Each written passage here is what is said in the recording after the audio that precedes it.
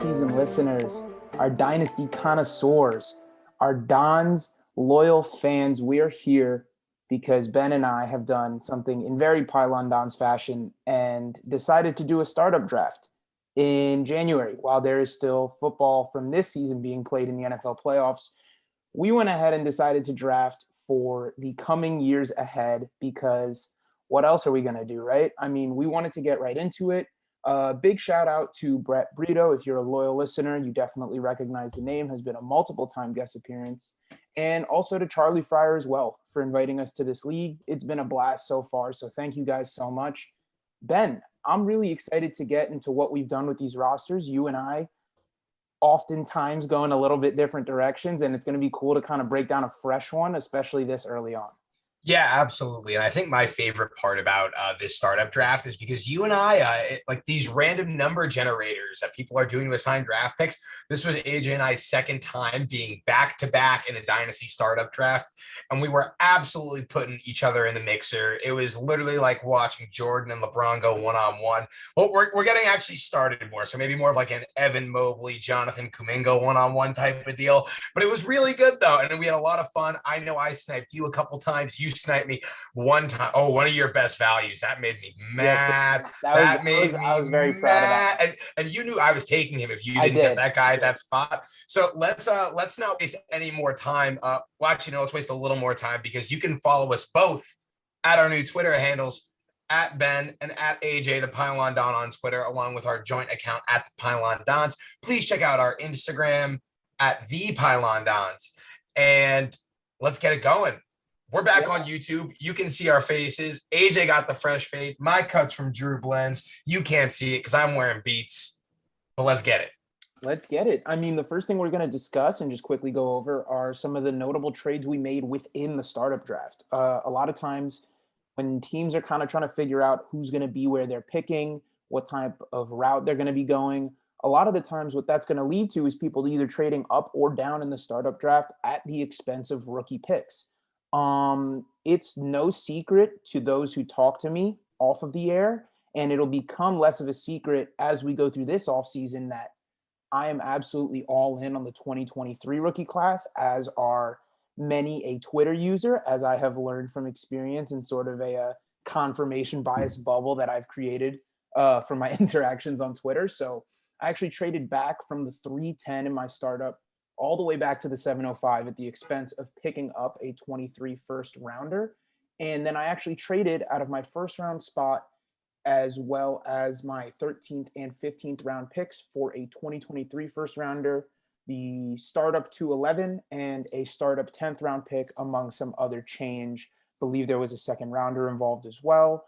But that was basically the bulk of the deal. I said, look, I trust myself to be able to snipe the guys that I want, especially the younger guys that I've had my eye on later on in the draft, which I felt I did pretty comfortably, even though I did succumb to ADP bias, which you will see as we progress. But overall, I was pretty happy with those two picks. I think I could have got a little more value, to be honest, because some people were able to acquire 23 first rounders for a little bit cheaper than what I paid. But at the end of the day, I don't really feel like I missed out on anything crazy. I was still able to get CeeDee Lamb at the top of the two, which I was very Yes, you were, which I was not happy about, wasn't it? But I still got my guy, though, but we'll get to that in a second. You did.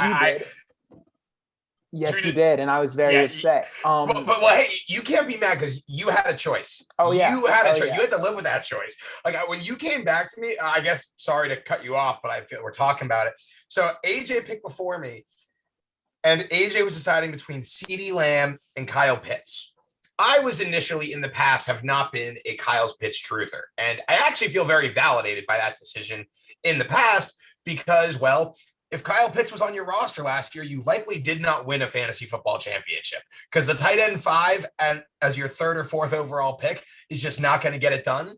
However, we've seen enough about Kyle Pitts where if you stick with us all offseason, like we're sure you will, you're going to hear me say a lot of very nice things about Kyle Pitts. So when AJ picked CeeDee Lamb, who I originally was gunning for at the 2-4, the decision to trade back and get Kyle Pitts, even with some premier talent on the board, was such a no-brainer. I ended up doing a 2-for-2 pick swap where I traded the 204 and the 310 all the way back for the 210 and the 304. So same spots, even with a switch. If you're watching this on YouTube, I'm doing a lot of hand motions right now to describe this.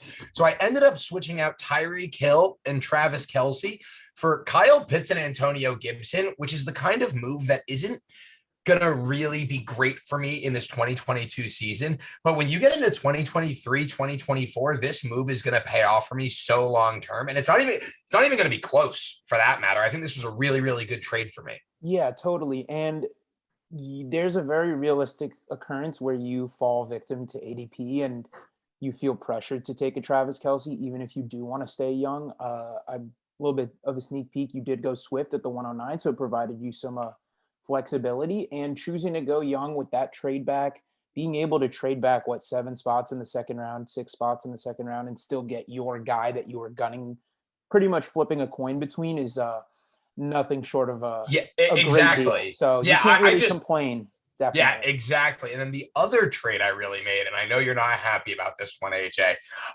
is I traded back in 2 respective mid rounds for those who aren't familiar with these heinously sweaty early dynasty startups. Is often you will do a veterans draft and a rookie draft. So in this draft, with our rosters that you can see pictured here at some point over the course of the episode, this was just veterans. There was no Breece Hall. There was no Treylon Burks. The NFL draft hasn't happened yet. Not even everyone's declared. So we're doing an entire second rookie draft in probably the coming months. And I decided to trade back in 2 mid rounds. I believe off the top of my head, it was round 5 and round 7. I traded back 3 spots in each round to trade up from the 104 to the 101 in the rookie draft. So when you see my roster, you can just imagine it with an extra Breece Hall or an extra Treylon Burks. And then you can just imagine about how warm I feel inside when I look at it. And maybe you can feel that good about one of your fantasy teams one day too, if you keep listening to the Pylon Dons. So just something to keep in mind. Yeah, you definitely, when you're doing startups, some teams will do their rookie drafts a little differently. Some leagues will actually have you pick kickers as a placeholder for the pick. So you'll see people take a kicker and it'll actually represent 101. And the next kicker off the board will represent the pick after, and so on and so forth. So I think you got tremendous value there. I have no idea what I'm going to do. I gotta get cracking on the film because we have a ton, not to already plug midway through our first Dynasty episode, but when I tell you that AJ and I have a literal odyssey of Dynasty fantasy football content coming out for you, you can literally call us Homer because we have more stories and concoctions and theories and trade ideas than anything you've ever seen before. I think we have an episode planned every week through May at this point, give or take. Yeah. And a lot of it is going to be centered around those rookies. Again, back to that trade though. I mean, I love the 104 because I think once we know landing spots, it'll become a little bit more crystal clear, kind of how it has in the past. But 101, you get the cream of the crop. I get whoever I want. Number one guy. Hopefully you don't fall into a CEH hole and pass up on your Jonathan Taylor, but I trust you not to do that at all. Yeah, and I kind of think, to be honest, and you know me as well, so if any of Serial Traders Anonymous are out there listening, I want to make this pick. I've actually always traded away my ones in Dynasty Leagues because I'm very, very eager to always be competing. And I'm lucky enough to have the 101 in 2 leagues this year, and I really want to make the pick. However, if, like you said, you trust me, if I don't think that the guy is right, I'm willing to make a move, of course. So it's just all about seeing where guys end up. Like, I don't know if Breece Hall goes 25th role to Tampa Bay and Tom Brady stays, well, maybe I'll sit tight at the 101. But if things get fuzzy or if there's a late rise where I don't feel too great about, I'm willing to make some moves. Yeah, totally. And I mean, trust me, when you're doing a startup draft in January of 2022, more than likely everybody else is always willing to make moves, hence the league name Serial Traders Anonymous. So it should be a while. We all need help. This is a cry for help. We all trade too much. We made it the league name. Everyone knows about it. This is us asking for help. So real quick post-draft trade I made. I actually traded Amon-Ra St. Brown, Darrell Henderson, and the rookie 303 for Devin Singletary, Brandon Ayuk, and I moved up to the rookie 209. So I love it. First off, well done.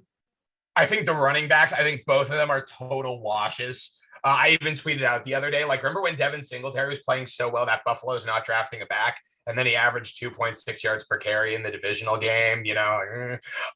So I'm not really high on Henderson or Singletary, but who cares, because you swapped them. So if you like one more than the other, then great for you. But that IU for Amon-Ra trade, bellissimo, molto buono, like whatever you got, any language, it's just good, just across the board. Va bene. Thank you. Like good stuff, because that's the kind of sell high that you want to make. Sure, Amon-Ra St. Brown could absolutely still be a top 24 receiver next year. I don't think he has much more juice than what we saw, but all you did was trade him for a more concrete asset and a more certain landing point. Amon-Ra St. Brown and Ayuk could be even next year, but I feel better about Ayuk returning value than Amon-Ra St. Brown. You pretty much hedged your bets, kicked up your feet, and said, I'm going to have a top 24 receiver any which way. And you moved up in the rookie draft. So yeah, I was all pretty, hail. I was pretty all content. hail. I also am like pretty into Devin Singletary. I'm not going to go ahead and say that Buffalo is not going to draft a running back,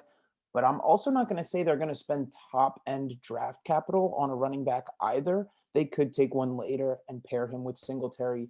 I think just having a skill position player in such a high-powered offense is always going to be extremely valuable. Not to say that Darrell Henderson isn't in a high-powered offense, but the very evident hurdle of 50 carries since he's returned Cam Akers is now in the fold. And where I drafted him, I was extremely uncomfortable holding on to him, so I wanted to sell before the value continued to sink even further.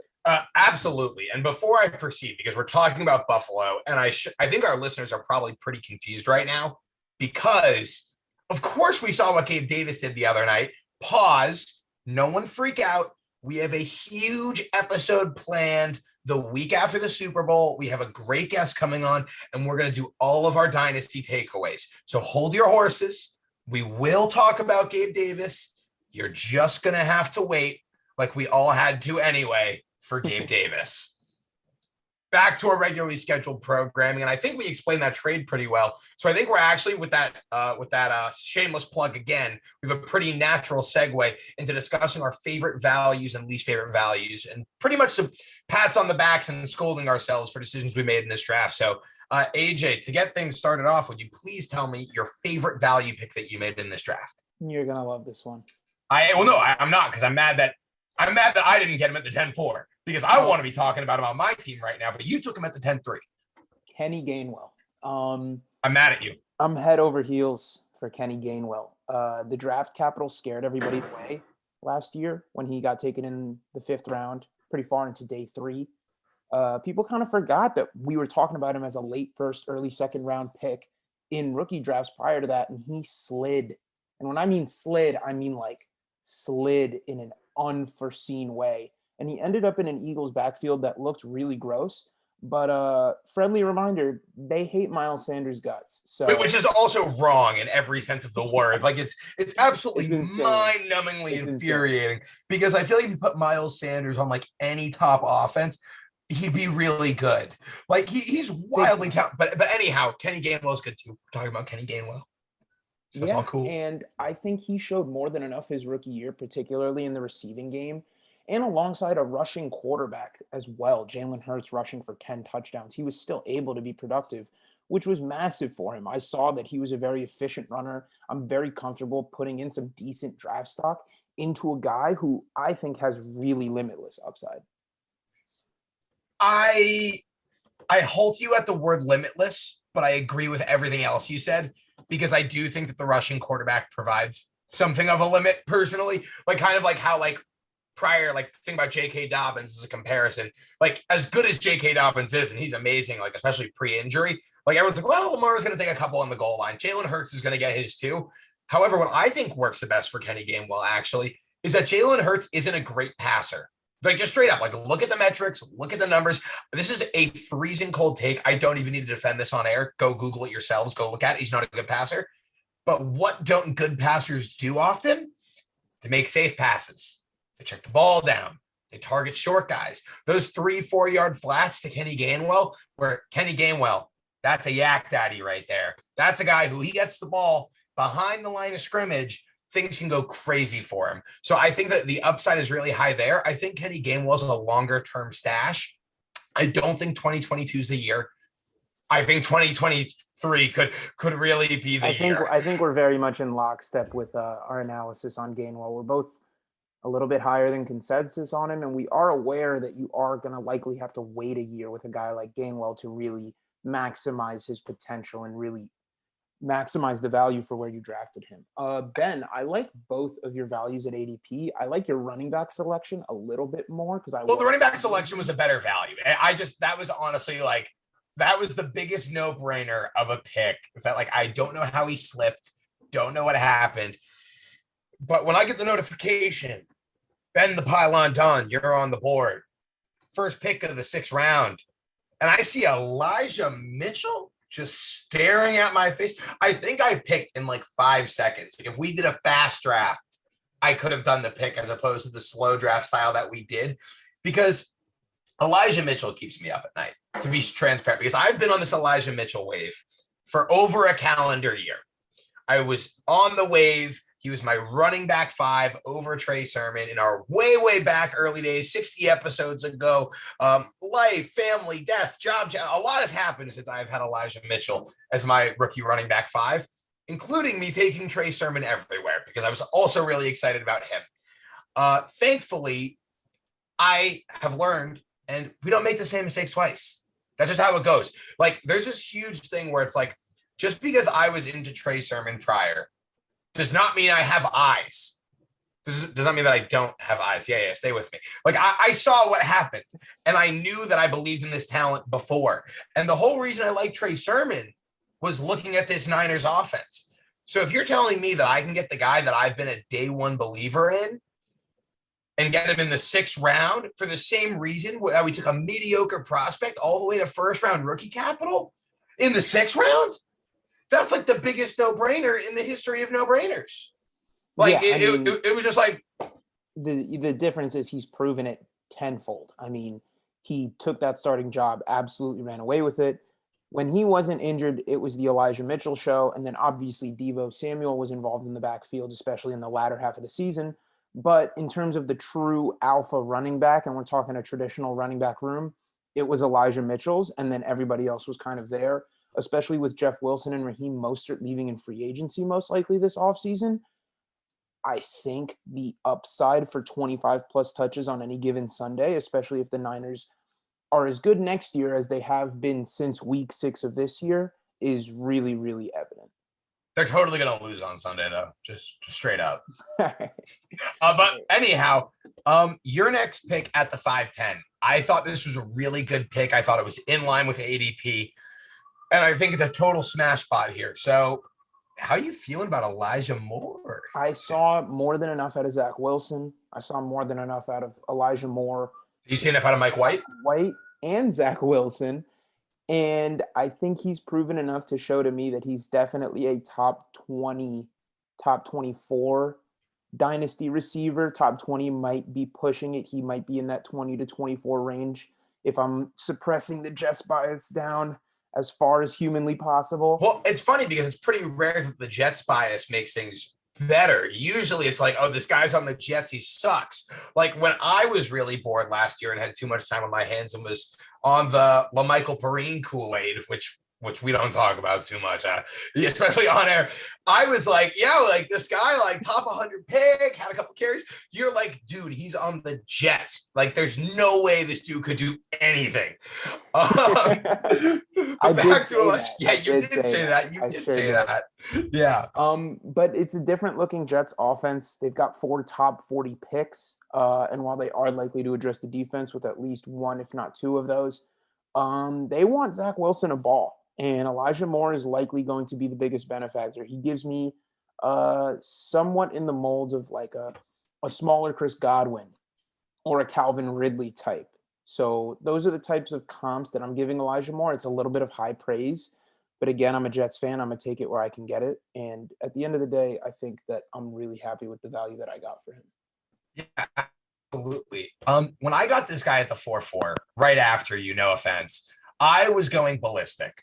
And because, this is sorry for you saying Kool-Aid twice in one episode, but I am drinking this cool. I'm not even mixing it with water. I'm just eating the packets, man.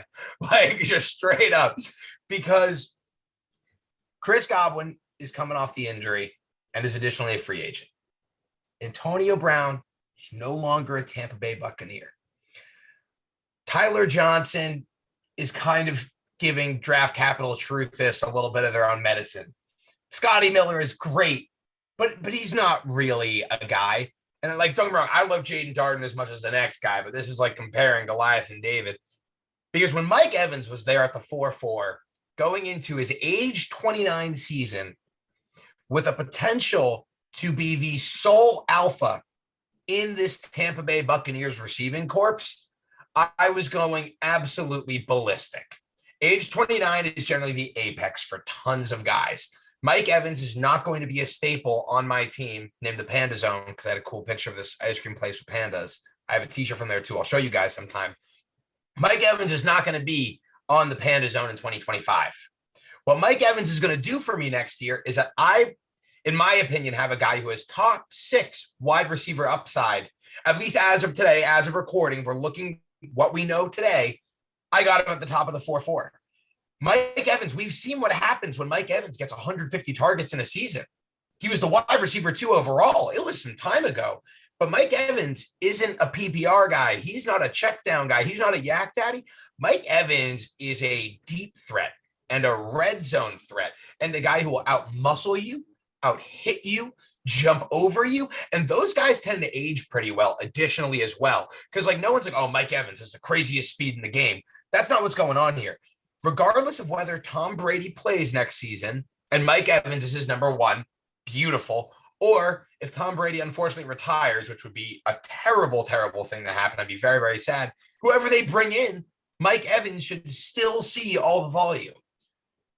So I was going over the moon. As of today, I will be having Mike Evans everywhere. We have a lot of things to figure out here, but I felt like getting a guy with that sort of upside at the 4-4 was just too good to pass up. And Dynasty, I mean, you're preaching to the choir if you like young guys above ADP. I mean, trust me, I fall victim to it all the time. You got to remember it's played in 2 to 3 year windows. That's usually the bread and butter for your running backs and where you're going to build your team around. Mike Evans, even though he's 29 years old, very realistically has a 3-year window. And you described it absolutely flawlessly as to why he does. He's going to be the number 1 most secure target for any QB that lines up under center. And he is still an alpha wide receiver in a Bruce Arians run offense that loves to feed their alpha wide receivers, especially in the red zone when they can ball like Mike Evans. So yeah, exactly. And like in the worst case scenario for Mike Evans, and of course, this is like not the worst case scenario in life. This would be great for a lot of reasons if Chris Godwin came back to Tampa Bay and was ready to go. That would be great. And what if Chris Godwin comes back and they bring in a third guy? Well, we've seen what Mike Evans looks like as the 1A, the 1B, or even the 1C at times. He's still a top 18 guy. So it's really the floor is here and the upside is all the way up there. Off the screen for those of you watching you on YouTube, by the way. That's where the upside is.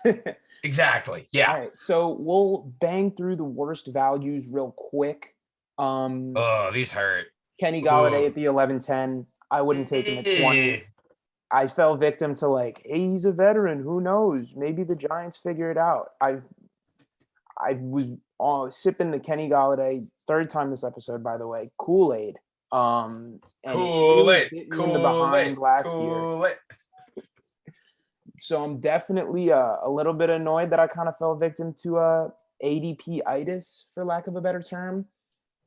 But I guess it could have been worse. I don't really know how much worse it could have gotten, but I'm too scared to look at the draft board and find out what I should have taken instead. So I'm just going to go with my gut. Oh, don't worry. I'll check for you right now. I will check for you right now. Don't you worry. It's my pleasure. Let's see who else was on the board. But while you look for that, I'm just going to really quickly touch on Rondale Moore, if you don't mind. Please do. 803. It's a little bit of an early pick. There was plenty, and I mean plenty, of very valuable veterans that I would have rather had besides Rondale Moore. But again, I fell a little bit victim to, maybe I'm buying low. This guy was a 1st-round rookie pick. Sometimes 1st-round rookie picks just suck. That's okay. Sometimes they are Jalen Reagor. And I'm not saying Rondale Moore sucks, but He doesn't suck at all, but he's also not great. yeah, he's not But he doesn't suck. necessarily a lock to return that value at all. At all. So I was a little bit disappointed that I kind of fell into the year two receiver trend, especially with also taking Amon-Ra before I traded him. Was a little bit annoyed about that. All in all, I don't think the Rondale pick was terrible, but I definitely think that Galladay pick is like one of the worst I've made in some time. So actually, I'm looking at this Galladay pick, and I hate to break it to you, but I think your Rondale pick was worse than the Galladay pick. I'm looking at the board after this Galladay pick, and like, I can't really fault you for taking Kenny Galladay over Sony Michel. Like, just objectively, like it's pretty ugly. Whereas with Rondale Moore, you took Rondale over Trey Lance, you took him over Laviska Shenault, you took him over I would take him over Laviska Shenault again and again. No question. Ooh. Maybe we'll save that for an argument arena. Ooh, write that down. Write that down. I took this him is over. Tasty. This is juicy. I think some of the more notable ones: Brandon Cooks, Ramondre Stevenson. Wait, watching Kareem Hunt fall down that draft board was like being in a wall sit. Like I was like excruciating pain, just trying to trade up frantically. I was like, I didn't even need Kareem Hunt. Like you guys see my roster. I'm loaded at running back and have the 101, but I just saw Kareem Hunt go in the 9-6. He went at the 9-6. Oh my God. Like if Kareem Hunt's your RB2, crazy. That's ugly. But if Kareem Hunt is your RB4, life is beautiful. But anyhow, my worst values as well. Took Mike Williams at the 7-3. Kind of a swing for the fences. Don't have a lot of Mike Williams. I didn't love the board, and I kind of said, look, either someone's going to pay this man a bag or he's going to get franchise tagged and have to do it again. My concern with Mike Williams is I kind of felt like that I didn't really need all of those variables there at this point in time. I could have used someone a little bit more secure. Like I took him over, let's see, a couple guys I took him over that hurt. I took him over James Robinson, took him over Tony Pollard, took him over Brandon Cooks. And I think that all those guys are more safe, secure picks. I eventually still got Brandon Cooks, which is great. But I think it was kind of a swing for the fences. And I think the real mistake I made, and you sniping me made this worse, is when I took Russell Wilson at the 11-9. My team's loaded at quarterback. It is set for life at quarterback. Saw Russell Wilson there grabbing value, got greedy anyway. And I passed on my handcuff Jamal Williams because I thought I'd be able to get him at my next pick, where I was very promptly informed that I would not be getting him my next pick. By yours truly, of all people. I had to do it. I mean, I'm a big Jamal believer. I called last offseason that he was actually going to end up a Detroit Lion. He actually ended up getting quite a bit of volume, not only because Swift couldn't stay on the field, but because he is a pass catcher and a decent in-between-the-tackles runner in his own right. I personally think he's one of the most underrated backs in the entire league. Oh, I won't get into my spiel about Jamal Williams. It's been so while since we've been on the mic. We just want to like go into spiels. Like yeah, here we are, man. Like I'm ready to like fight you about Laviska Shenault versus Rondale on air. Like we got an agenda. We got things to go through. This isn't what the people want. We'll give it to them though anyway. And we're definitely gonna circle back on it. But to polish off today's episode, we have two things we need to discuss left. Hit the two, like you know. So we got two things we got to talk about. Our toughest decisions, the way we went on them, and how we feel about it now. AJ, you at the 4-3, you chose Chris Godwin over DJ Moore. How does that sit with you? What was your thought process? How do we feel today? I've seen Chris Godwin do more with less, which is kind of what prompted my decision. I think if Chris Godwin hadn't gotten injured at the end of the season, he wouldn't have been there at the 4-3. That kind of held a lot of weight. And with ACL tears, I mean, we're watching players come back even quicker. And if I have to wait a year for Chris Godwin to return on that 4-3 value or even exceed it, I don't mind because that's kind of the template I'm playing for.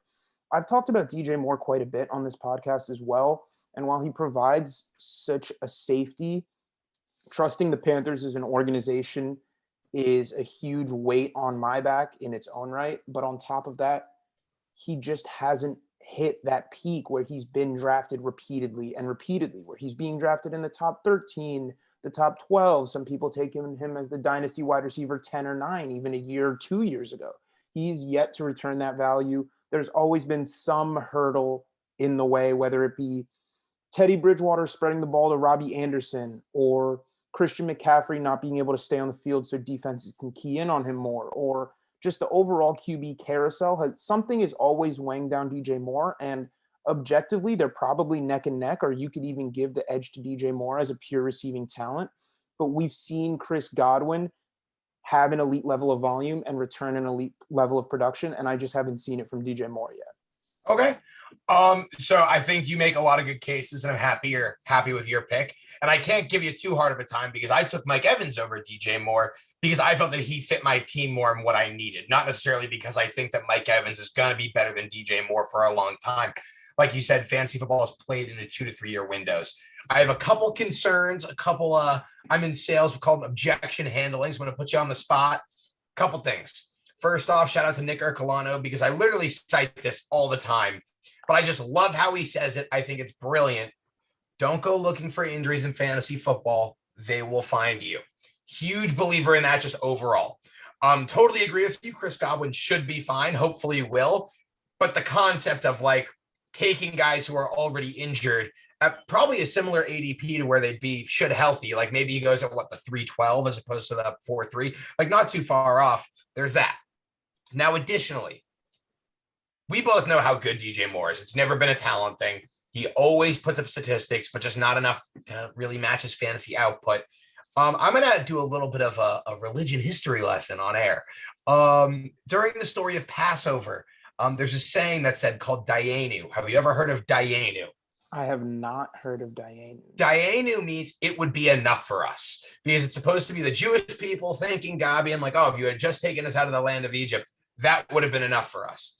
Well, you see, we don't need so much for DJ Moore to be a top 10 dynasty receiver because of how abysmal the quarterback play has been. Sam Darnold, which was fun for about 3 weeks and then made me really sad.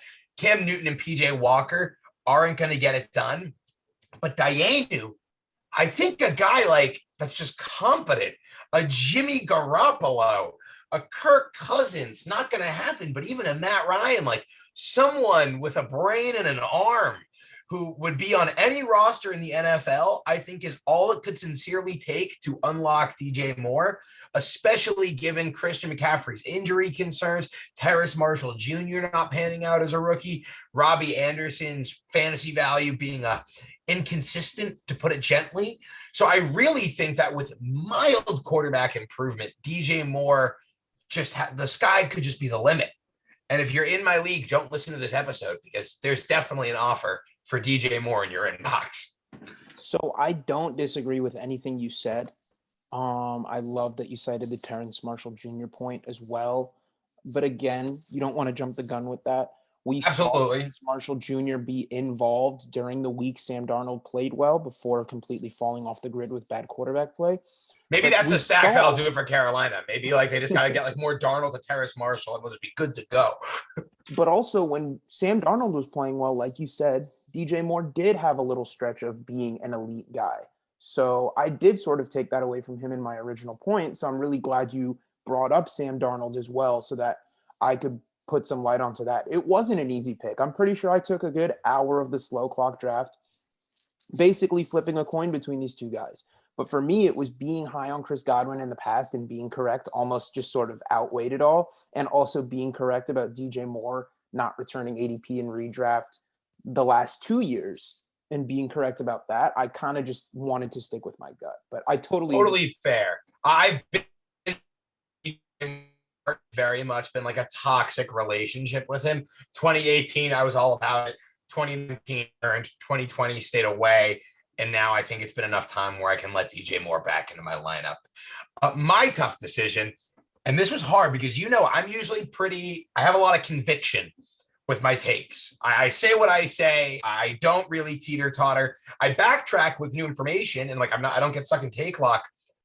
But I didn't even entertain the idea that Christian McCaffrey and DeAndre Swift would both be on the board at the 109. Personally, of course, CMC his value is taking a bit of a hit, but I don't think there's a reason to totally dismiss him, especially at the 109 in the dynasty startup. Like he's a generational talent. The reason I went with Swift is honestly take integrity. I've had DeAndre Swift as my dynasty running back too. He's that good. The Lions are one of the best offensive lines in football. Jared Goff is not a great passer. He's not explosive, plenty of checkdowns. And additionally, they don't currently have an alpha wide receiver. Sorry, Amon-Ra Truthers. But even if they did have one, it would probably be by way of a rookie who would take time to catch on. And I think this offense just runs through DeAndre Swift. This is the next Alvin Kamara. And I didn't feel right thinking that and then passing it up. What made it so hard for me is because I think Christian McCaffrey is a screaming value next year in drafts. All he needs to do is be healthy. He's great every time he's on the field. Like there's guys who come on the field and struggle. Like even look at a Derrick Henry, who just had an abysmal playoff performance against the Cincinnati Bengals defense. So I'm like looking at these guys, these running backs, 25, 26, 27-year-olds, seeing how they're playing. And Christian McCaffrey still has the juice. He just needs to get on the field. But for me with Swift, I just felt like it was too many years of a potential top 5 running back to really pass up there. So it was a tough call. I don't know if I got it right, but I feel pretty good about it. And yeah, it's a tough one. That's a hard call. I think I would have gone Christian McCaffrey. I think I don't blame you at all. There is a case where you have this opportunity to have not a league winner, not one of those guys you plug in as your wide receiver 2 and he shoots up and blows your team up. You have the potential to draft a guy that will win you the league by himself in Christian McCaffrey. And there's one other player that does that, and his name is Derrick Henry. And even you just said Derrick Henry is vulnerable. The only thing stopping Christian McCaffrey is the bench and the injury tent. There's no defender in the NFL that's absolutely Christian McCaffrey. And for me, I mean, I'm taking him everywhere in redrafts because I think when you only play 10 games in 2 years, don't get me wrong, obviously the injury history is very, very scary. And like you said before, injuries will find you. Don't go looking for them. If you're not comfortable. Which is something that I thought about as well. Especially in a dynasty setup. Like, unfortunately, there's a world where Christian McCaffrey if he was in my lineup for 5 games forever at the 109, that would hurt. That would suck. That would really be a death knell. But you were saying though. But with a guy like Christian McCaffrey, if you get 12 games out of him, you probably got your return on value. Oh, yeah. See, absolutely. Yeah. Absolutely. So absolutely. For me, I can't sit here and I would love to project DeAndre Swift to be the next Alvin Kamara. I'm a big fan of him, but I can't take the actual entity that is Christian McCaffrey and say no. Pretty much anywhere that is outside of the top 4 in dynasty startups. Well, someone was willing to take Javonte Williams over both. So anyhow, that's how we got into this predicament. Yeah. Well, I mean, I think, we'll get into that later. And also no shade at league mates. Everyone's got their guys as we do here today. So no disrespect. I never dreamed that I'd be picking between both of these guys at the 109. I thought that. Neither did I. Trust me. I was, yeah.